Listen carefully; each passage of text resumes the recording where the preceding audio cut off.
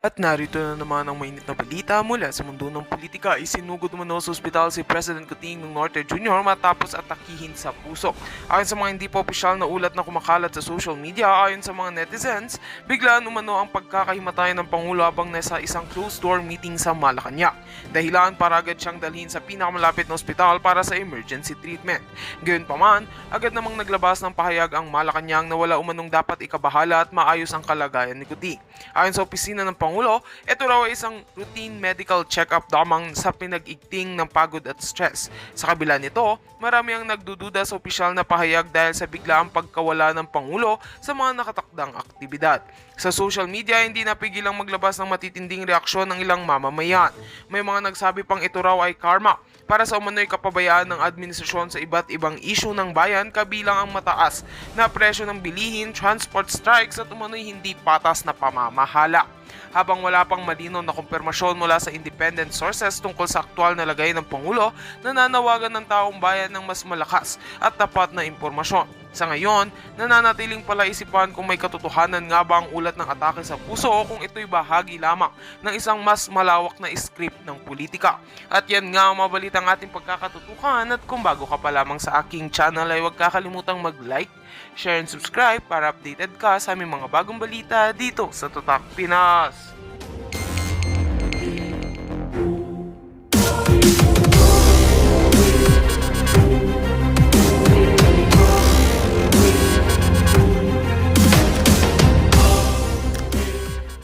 Print log. So, maiintindihan nyo yan, ating mga Para sa kandidato. kandidato. Video, oo. Yung kanina, para to sa botante. Yung listahan, yung resibo, picturean, mag-file ng complaint, padala sa akin. The other one, ito ngayon, ito yung mga para sa kandidato naman. May mga nanonood naman sa ating mga kandidato dyan. Sabihin nyo, ang turo sa amin ni Glencho, gamitin yung pangalan ko para ma-force itong COMELEC to face me squarely, publicly. Oh. Sabihin nyo, humihingi kami ng certified true copy ha, hindi pwede yung ninakaw nyo. Ayokong tanggapin yung ninanakaw ha at iniimbento. Dapat may pirma yan ng election officer. Papirmahan nyo. Hingi kami ng kopya ng audit log. Ito yung record ng lahat ng events na ginawa ng makina. Ni Miro. Meron yan. Tingnan nyo yung video para maintindihan nyo yung ibig kong sabihin. So yung audit log, ito yung tape na mahaba. Nandun lahat ng transaksyon ng makina sa araw ng halalan. Before, during, and after. And then, papirmahan nyo sa election officer tulad ng pinakita kong ebidensya. Kaya nga hindi umuubra ang COMELEC eh. Kasi certified true copy. Hindi ko ninakaw, hindi ko inimbento. So papirmahan nyo sa election officer na certified true copy ito. The other one, humingi kayo ng print log or its equivalent. Print log kasi yan ang tawag doon sa Smartmatic. So I don't know kung anong tawag sa Miro. Ano yung print log? Ito yung record ng lahat ng transaksyon na nangyari doon sa laptop sa munisipyo, sa Municipal Board of Canvassers. So, humingi kayo ha ng certified true copy also ng print log or its equivalent. Ito yung record ng lahat ng transaksyon sa laptop sa munisipyo. Kasi ikukumpir natin yan, yung transaksyon ng makina at yung laptop sa munisipyo. Kasi baka mangyari na naman na hindi pa nag-transmit ang makina, natanggap na ng munisipyo ang resulta. Tulad ng nangyari doon sa in 2010 and in 2022 according to General Rio. Nangyari sa dalawang eleksyon, 2010, 2022, mangyayari na naman yan ngayon. Magic kasi yung eleksyon. So mga kandidato, dalawa ang hihingin nyo ha. Print log, yung sa makina. Audit log doon sa makina, print log doon sa municipal server sa munisipyo. Para i-compare natin yan. I can do that. Alam na alam ko yan. Kahit na magkabaligtad, yung print log, pababa, from top to bottom, yung audit log from top to bottom, yung print log from bottom to top. Mahirap. Pero we can do that. I will do that. Para mahuli natin to. Pero certified true copy ha? Certified true copy. Yes. Attorney Glenn, magbasa lang tayo ng comment. Sabi ni Lucino Botanas, Attorney, bawal magdala ng cellphone sa loob ng voting room? Wala namang ganyang batas, di ba? na bawal magdala ng cellphone sa That's too Person- unreasonable restriction. Yeah. That's too unreasonable restriction na pati cellphone pinagbabawalan. Ang alam ko, ang bawal is picturean mo yung balota mo. O picturean mo yung balota mo, ang bawal talaga yun. Pero pag ang listahan hindi tugma sa resibo, picturean mo yan. That's a matter of evidence. Evidentiary matter yan. Hindi pwedeng pagbawalan ka dyan. Karapatan mong magreklamo. Oo. At ilalabas natin yan na hindi nagtutugma para mabuking talaga itong community, matuldukan natin itong kanilang kagaguhan, kalokohan. Yeah. So, si Ednar Abs, actually nakapag-usapan na namin to kanina, pero baka pwedeng paliwanagan muli. Sabi ni Ednar, how about yung complaints ng mga OFW about sa online voting nila na iba ang lumalabas? Ayun na nga. Kailangan mong may listahan ka. May listahan ka and then yung resibo na hindi sila nagtugma. You take a picture, you file a complaint. I don't know nga lang kung ano yung sistema doon sa online voting kasi hindi naman ako go-online voting. Yeah. Ito yung sinasabi ko, ito yung pag makina ang kaharap mo. Pero pag online voting, I don't know kung binibigyan ka ng resibo. Somebody has to clarify that with me. Kung meron bang resibo na lumalabas doon sa screen mo pagkatapos mong bumoto. Kasi kung walang resibo, the more reason. Sabi ni Hazel, Pag wala- purpose. Pag walang resibo ang online voting, that's a violation of the law. Oh, malinaw yan. Okay. In the case of Bagong Bayan versus Comelec, the case of Bagong Bayan versus Comelec, ako yung resource person ni Senator Gordo doon, ako yung humarap sa Korte Suprema. Kaya nga nanalo kami kasi ang sabi ng Comelec at that time, para lang malaman ninyo mga kababayan, ito katarantaduhan talaga ng Comelec. Tinatakot nila ang Korte Suprema na kapag may resibo daw tayo, 18 hours ang voting journey. 18 hours. So tinatakot nila ang Korte Suprema. So ang ginawa ni Senator Gordon, dinala ako doon. Kaya harap ako sa Korte Suprema. So ako sumagot doon sa lahat ng tanong ng 13 justices sa harap ko. Sabi ko, Your Honor, ididibang ko yung 18 hours na yan. Isa-isahin natin. Ayun na, malinaw. Sinama nila sa 18 hours yung 1 hour na preparation ng BEI. Sabi ko, Your Honor, yung alas 5 ng umaga hanggang alas 6, walang butante doon. Ang teacher lang doon ang nag-aayos. Bakit sinaman nila dyan sa voting journey? May sabi ni Chief Justice Zero, tanggalin yan. Sige, next. Hanggang maraming tanggal. And in fact, may resibo tayo noong 2016. 12 hours lang ang voting. Tarantado talaga itong Comelec na to. Mandaraya talaga. Living witness ako dyan doon. Dinadaya nila. 18 hours daw yung eleksyon pag may resibo. Ayun, sabi ng Korte Suprema, alam nyo mga kababayan, 30 minutes after the oral arguments, 13-0 ang voting ng Supreme Court. Ibigay ang resibo. Kaya online voting, dapat may resibo. Pag wala sa violation of the law, ipapa-impeach natin si George Garcia. Yes, sabi ni we'll see. Nakaboto na po ako online dito sa Hong Kong, na screenshot ko pa, kaya lang hindi ko pa ma-check yung QR code kung yung binoto ko ba ay yun din ang lumabas. Yan ang sabi niya. Okay, so Ayun nga. walang resibo. Ganito na siguro. Sabi walang resibo, QR code lang. Napaliwanag na nga din kanina yon, pero sige, for the heck, i-explain ulit natin, brother. That's not a receipt. Kung QR code lang ang binibigay sa inyo, hindi yan resibo kasi nga sabi ko sa inyo, hindi pangalan ng kandidato ang laman ng QR code na yan eh. I-insist Code daw ang ba laman niya. ang resibo, sabi ni Truth Bar? Dapat dapat Because that's i-insist. the requirement of the law. You Yeah. should insist for a receipt kasi requirement yan ng batas. Yun na nga mga kababayan. Kapag sino-short change tayo ng Comelec, hindi ka binibigyan ng resibo, pinapahirapan ka, QR code binibigay sa'yo, in violation of the law, anong ibig sabihin doon? Dadayain na naman yung eleksyon natin. Ano Kaya nga. ang specific na provision ng batas ang pwedeng sabihin ng ating mga kababayan para pag pumunta sila sa mga immigration, sa embahada, sa mga konsulado? Kasi usually, brother, yung ating mga OFW, minamaliit yan eh. Hindi man lahat ng mga tao sa embahada, minamaliit nila. So para equip sila, may idea sila, sasabihin natin, anong batas or ito yung batas, itong article na ito, itong provision na batas na ito ay nagpoprotekta sa karapatan ko na makahingi ako ng resibo sa aking binoto. Kasi talagang yan ang nakikita natin na problema talaga sa online voting. So yung iba dyan talagang inaano pa hindi pa tinatrato ng maayos ng mga nasa embahada at parang feeling nila ng mga nasa embahada walang karapatan ng mga OFW na humingi ng resibo. Parang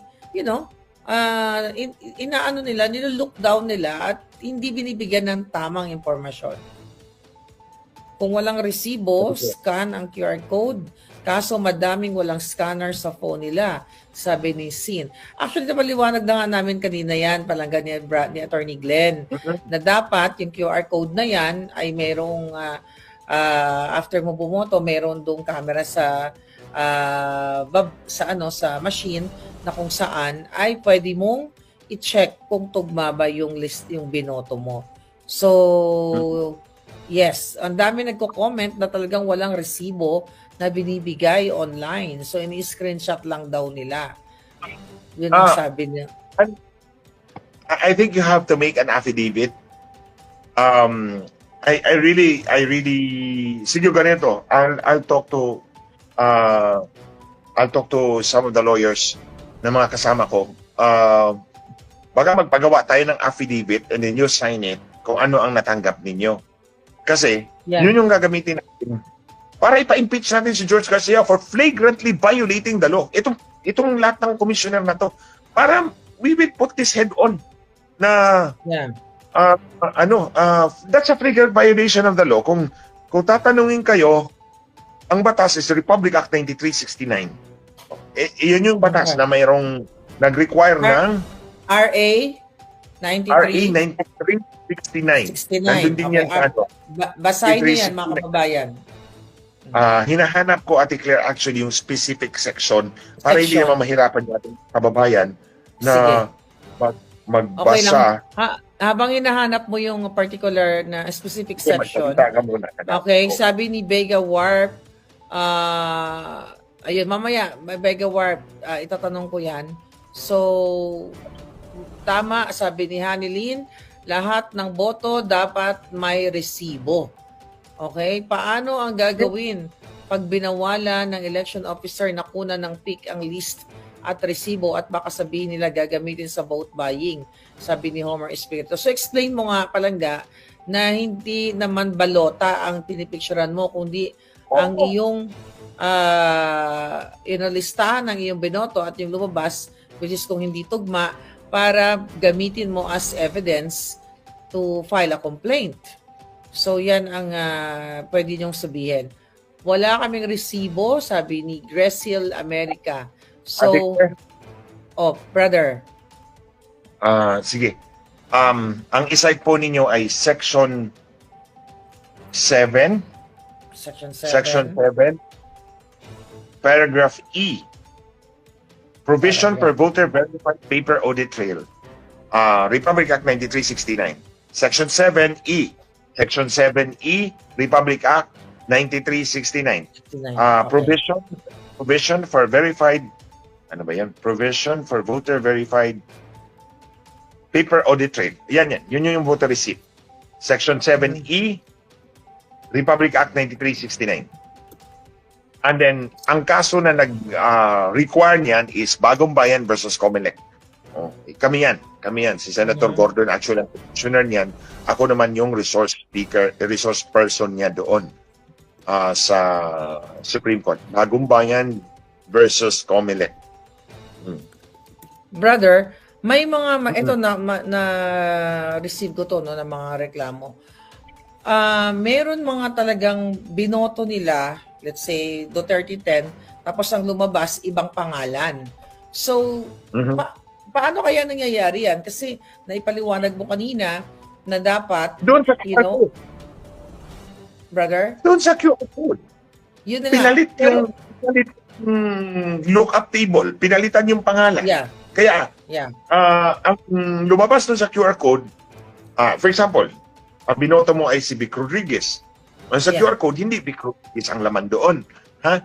Ulit ko, ang binoto mo si Vic Rodriguez, si Jamie Bondo. Okay, si Vic Rodriguez, 56. Tapos doon sa QR code, hindi Vic Rodriguez or Jamie Bondoc ang nakalagay doon. Yan. The Republic Act 9369, Section 7, Paragraph 8. Yes, that's correct. Yan yung voter Yan po, verified Madam paper. So, Okay. hindi Jamie Bondoc, hindi Vic Rodriguez ang nandoon sa loob ng QR code, kundi code nila. So, ito palagay natin. Si Vic is 56. 56 ang lalabas doon sa QR code. Doon sa lookup table, tatanungin niya yan, sino to si 56? Si lookup table, sasabihin, si Vic Rodriguez yan. So that's the only time we know that this is Vic Rodriguez. Pero kung babaguhin ko yung lookup table, yung reference table, ilipat ko si Vic, naging 54 na si Vic, and ang nilagay ko doon ay si Abalos. Mhm. Si Abalos, di si Abalos ang bibigyan ng boto ng makina.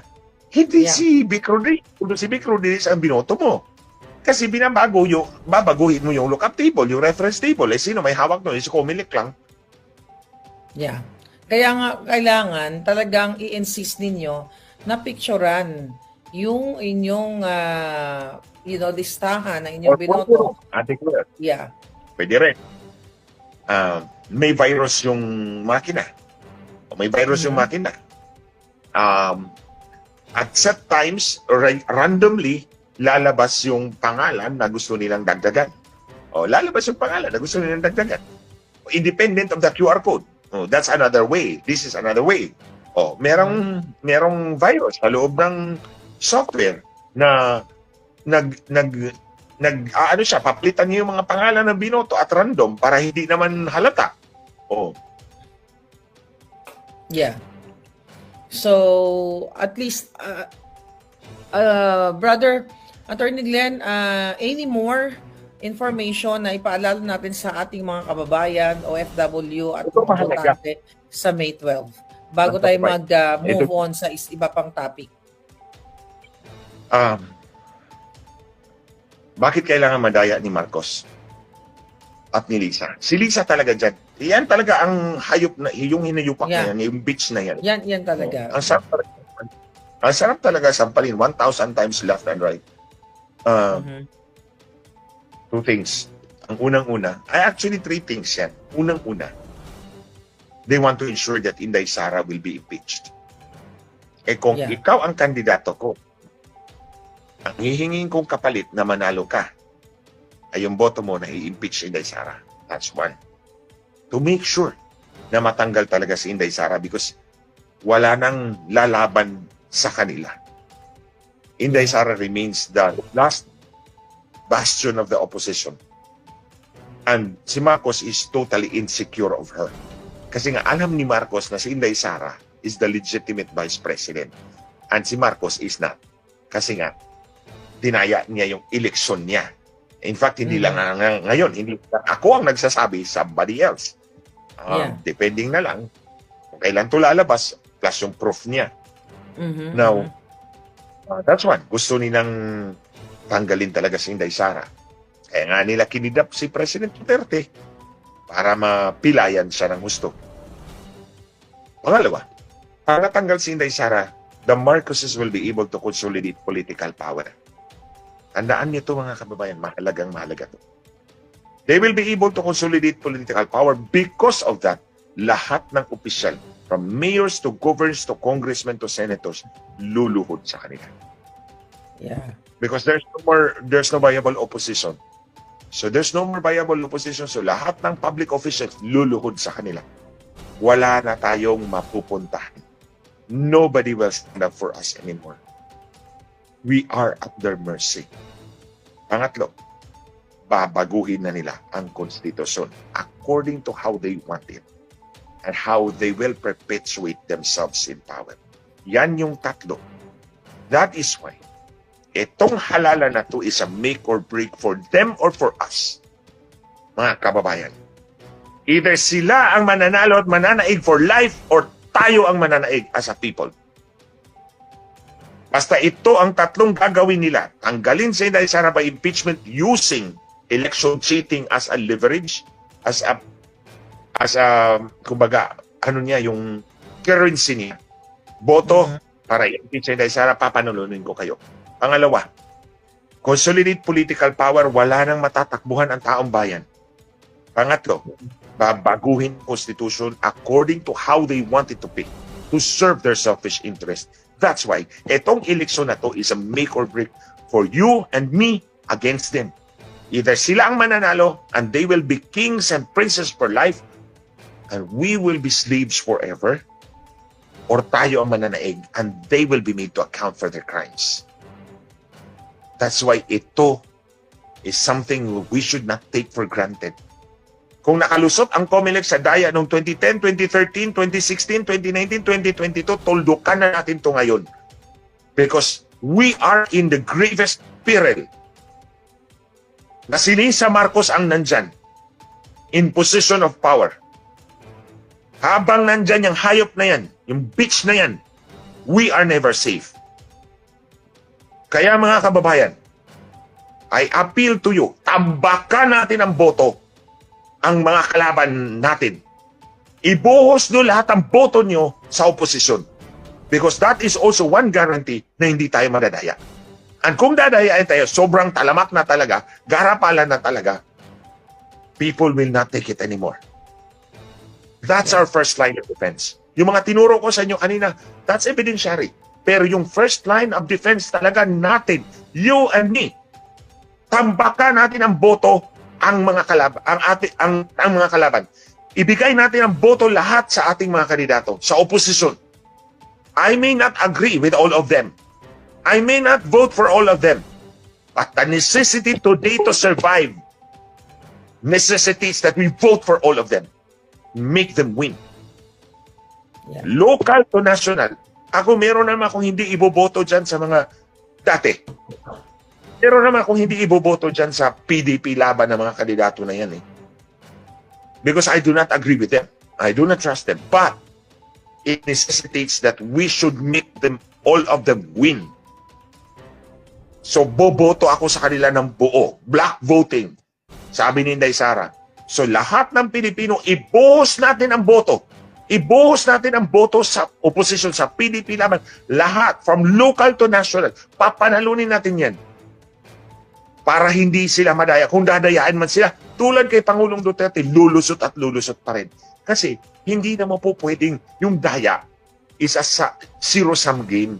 Hindi naman po siyang na dayain mo ng buong-buo. Kasi may limit bawat presinto, mga kababayan. Di ba? Merong maximum number of registered voters. Di ba? Hindi ka pwedeng lumagpas dyan. Kung mag-cheat ka, o mandaya ka na mandaya na walang limit, baka lumagpas ka na doon sa number of registered voters. So, sobrang garapala, huli sila. So, yung data nila is a percentage. Percentage yan. Hindi pwedeng yung 100% kasi nga baka lumagpas ka na nga doon sa number of registered voters. Limit yan Natural limit yan. Bawat presinto, may number of registered voters na maximum 800, 700, 651, 540 sa bawat presinto, iba-iba. So hindi ka pwedeng mandaya na buo. Kasi kung ibuo mo, baka lumagpas nga mahuli ka na. So it's a set percentage. Pero kung ibuhos mo yung boto sa PDP laban ng mga senatorial candidates, sa PDP laban ng mga kandidato sa baba, mahirap silang dayain. Madadaya, mababawasan, pero mananaig pa rin, mananalo pa rin. Dahil nga, sobrang dami ng boto.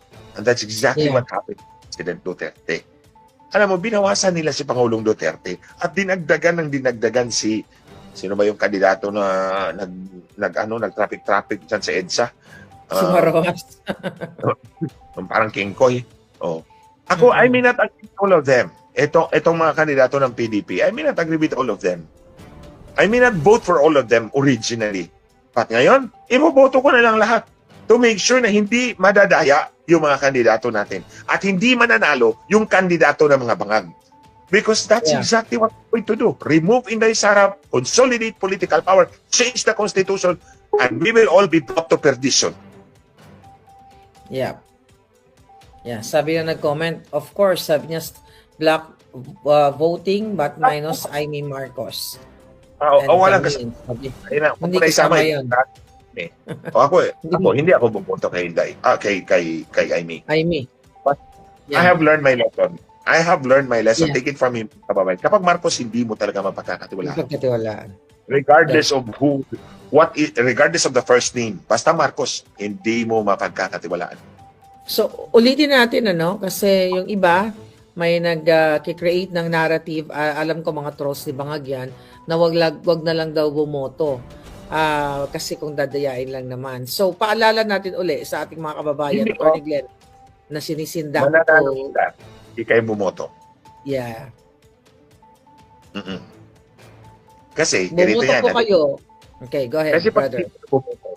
pag hindi kayo bumoto, ibuboto pa rin nila yung boto mo. May magagamit tuloy sila. Di ba? Sabi ko, may limit yan eh. May limit ang bawat presinto. Example na. Dito tayo sa example. Itong presinto na to, 500 ang maximum kasi 500 registered voters sila. Kung yung 400 hindi boboto, iboboto nila yung 400 na yan. Di ba? So may marami silang botong mahatak.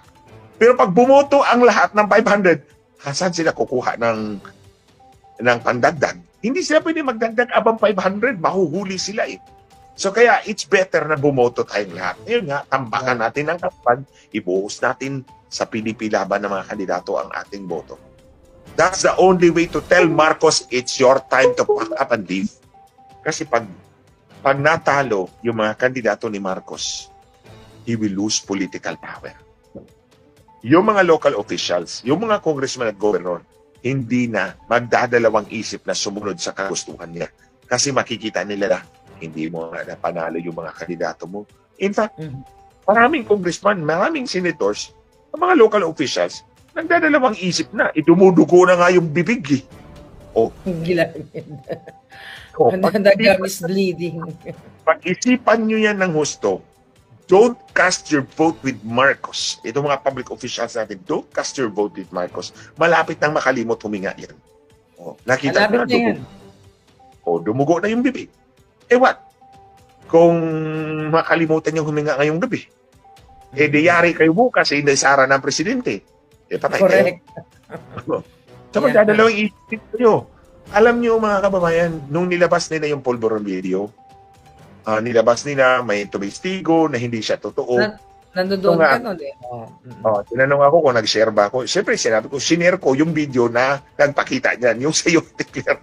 Yung sa'yo. Hindi ba? Ikaw naman doon nag-live. Ako sa'yo. Sabi ko, sinare ko yung video na nagpakita ng video. Hindi naman ako tinanong kung bakit mo sinare. Hindi ka na nga tinanong doon eh.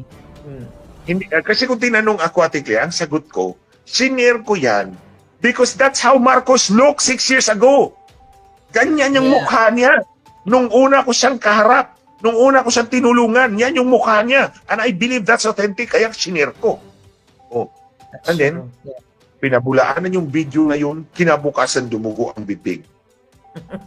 Yan ang pinagkaiba ko sa 10,000 flood control projects. 2 days later, nalunod ang sa baha. You see, Diba? mga kababayan, kahit tayo ang godly forces, sila ang evil. Kaya siya pinapabulaanan ng Diyos mismo. Imagine ka, kung pinabulaanan nila yung video,